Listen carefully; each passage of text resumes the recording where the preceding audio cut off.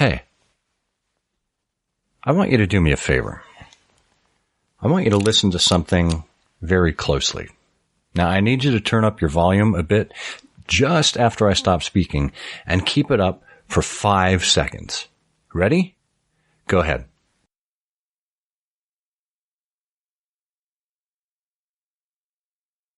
Did you hear that?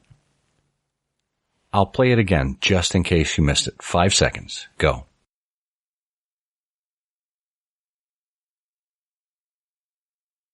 Right now, you probably think I'm crazy because what I asked you to listen to was complete and utter silence. Have you ever stopped to intentionally listen to nothing? Now, you might be thinking, yeah, Scott, I get what you're trying to do. You're trying to remind me that life is busy, we're constantly connected to the internet, take time to smell the roses, blah, blah, blah. But that's not what I'm doing.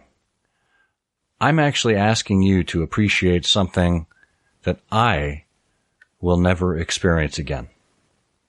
You see, I have moderate to severe hearing loss that's accompanied by tinnitus. What's tinnitus? Well, it's the perception of noise or ringing in the ear.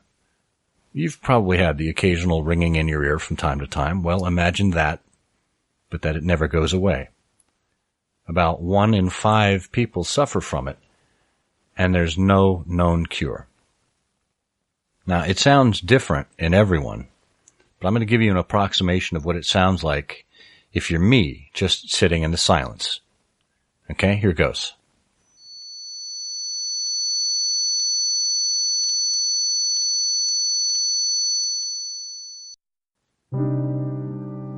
Now, imagine that day in and day out, when you're trying to sleep at night, when you're trying to listen to a conversation in a quiet room, when you're trying to concentrate on a major project, all the time. Sometimes it's front and center, and other times I can ignore it. But it's there, without fail, 24/7.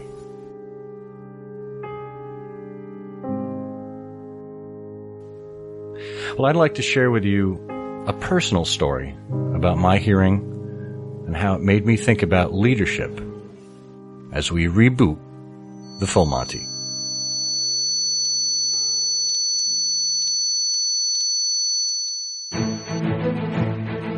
Welcome to the Full Monty. With so much information constantly churning, it's easy to lose focus. This is the show that cuts through the clutter to provide you with insight and perspective on some of the most pressing issues of the day.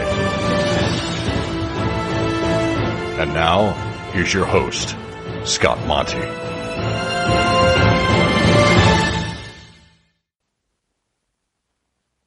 Well, hi again. If you've been following this podcast for any length of time, then I suppose the first thing I need to do is to apologize. It's been about a year since I updated it, and I felt badly about that. The business at Brain Trust Partners just got in the way, and when we launched our own show, The Difference, with Jay Acunzo and Unthinkable Media, I just didn't have time for all of it. Well, recently I decided that I need to make it a priority, and that there are certain things that require the intimacy of audio that print simply doesn't provide. And here we are. Now, as I mentioned in the intro, I have a hearing problem. And it's not just the tinnitus. I also have a hearing loss of higher pitches. So voices that I hear sound kind of muffled. Now, this is going to take a little bit of audio engineering, but I want to demonstrate to you the difference between perhaps how you hear and how I hear. This is what you hear. Hey, Scott. It was great to see you last week. I hope we can find some time to get together in the next month or so at a trade show. Here's what it sounds like to me. Hey, Scott. It was great to see you last week. I hope we can find some time to get together in the next month or so at a trade show. And if we throw in the tinnitus on top of that, we get, "Hey Scott, it was great to see you last week. I hope we can find some time to get together in the next month or so at a trade show." So as you can imagine, from time to time, I get my hearing checked. And I don't know if you've ever had the pleasure of getting your hearing checked. Well, I don't know that I would describe it as a pleasure, because you go into this soundproof booth, and typically the audiologist is on the other side of a small window. And the soundproof booth is literally that. It's extremely well soundproofed. There's all these tiny little pinpricks all over the walls, and you're connected via headset to the audiologist in the other room.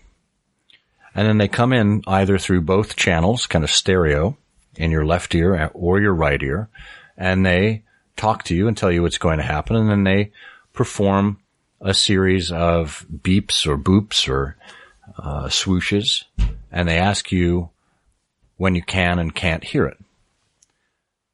So you sit there in this booth, physically isolated from everything else.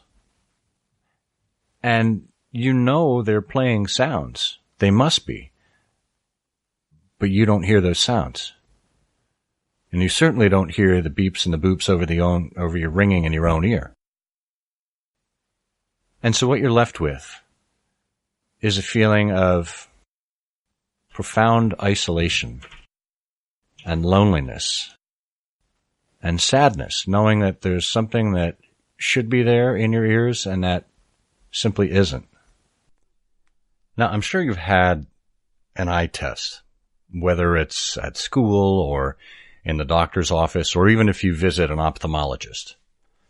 And that's a pretty similar and familiar experience. You sit in a chair, and you look across the room, and you start at that chart, at the big E up on the top, and you work your way down line by line until it gets too fuzzy and you can't read it anymore. And that's okay, because you know what's supposed to be there. You can see the outline of it. You can see an approximation of it. You can physically tell that it's supposed to be there. But with a hearing test, it's vastly different, because you don't see the sounds. You can't tell whether or not the sound is there.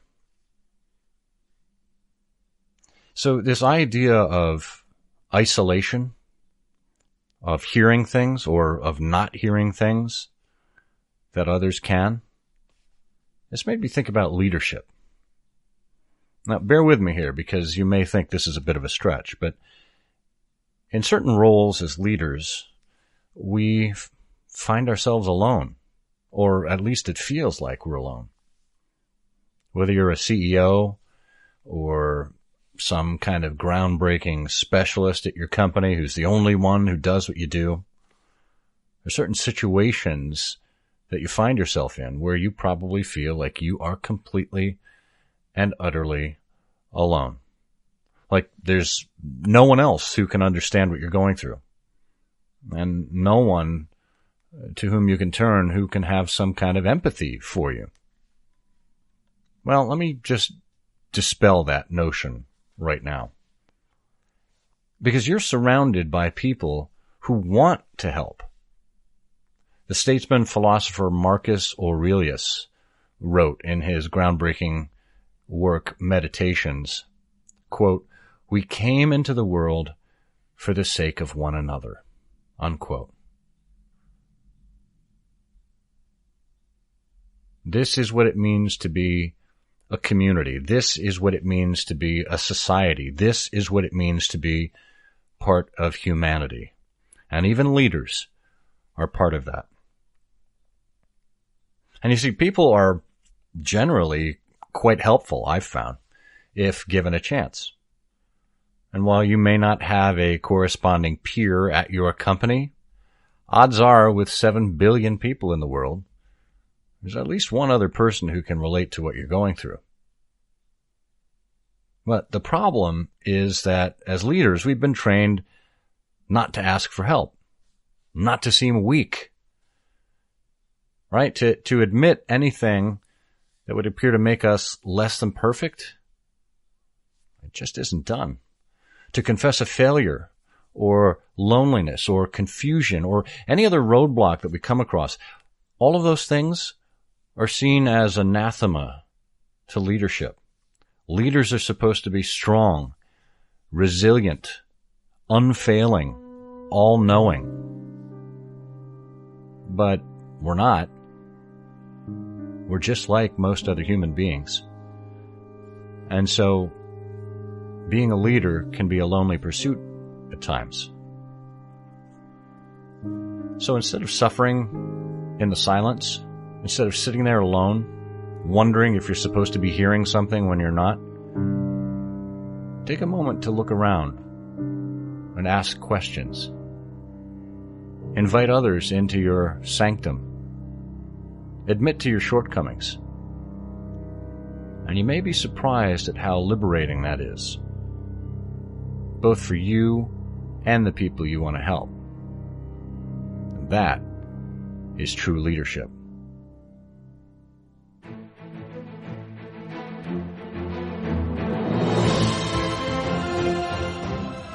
Thank you for joining me for a few minutes.